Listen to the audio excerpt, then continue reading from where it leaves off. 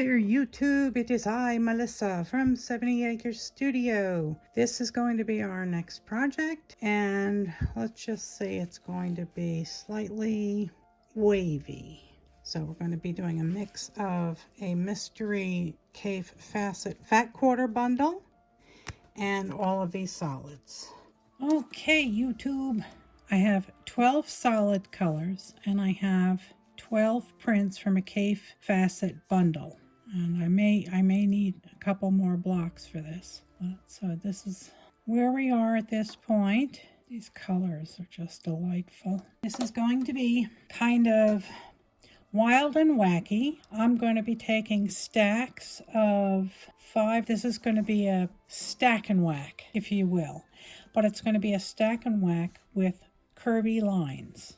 Okay, so we're going to be doing curved piecing on this. It's not scary.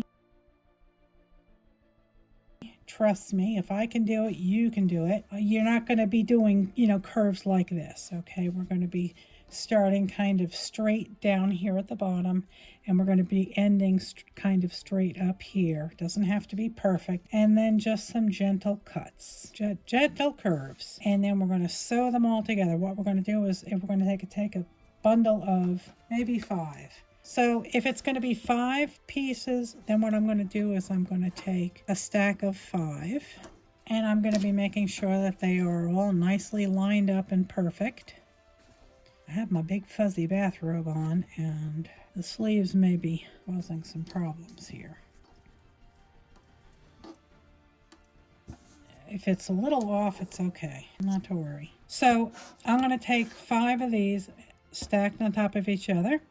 I'm going to make 5 wavy cuts, and then I'm going to take this stack and leave it alone. This stack, the second stack, I'm going to take the top one off and put it down at the bottom.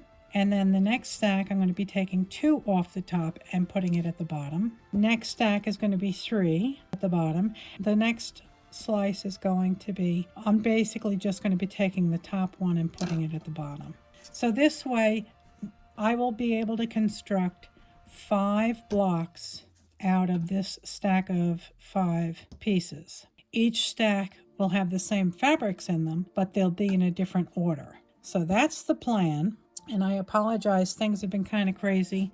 My husband left a day later than he expected to. So I've been trying to catch up after that. We had a wonderful, wonderful vacation, and we ended up ripping apart 3 featherweights. We broke them down, we cleaned them, put them back together, greased them up, oiled them up real good, and now all 3 of them run like kittens. They are so perfect. And we had another old machine. It was called a Sovereign 040, and it is a clone of the Singer 15 series of machines. And when we bought it, it did not work at all. We got it at an auction, dirt cheap. We went through the whole machine section by section, and we greased it, we oiled it, we took care of everything. We put in new motors, we made sure the tension housing was all put together correctly, and now that one is working, purring like a kitten. So we've been having fun with all these machines. I did finally get my Bernina back, so that's always good. When I come back to you on Friday with this project, we will get started. We'll cut them up and we'll sew them together. And I'm not sure if this is going to be a 2-video or a 3-video series. It depends on how things go. I had a bit of a snafu with the cave facet fabrics, and you will be seeing a video about that soon. That's where we are. This is basically, if you want to follow along with me, we're going to be doing curved piecing. It's not going to be scary. It's just going to be gentle waves. They don't all have to be the same. So if you did this one like this, you can do this one like this. It doesn't matter. So just 5 cuts. I'm thinking I cut these at 11 inches square. So I'm thinking I can get 5 cuts across. I have another whole stack right here.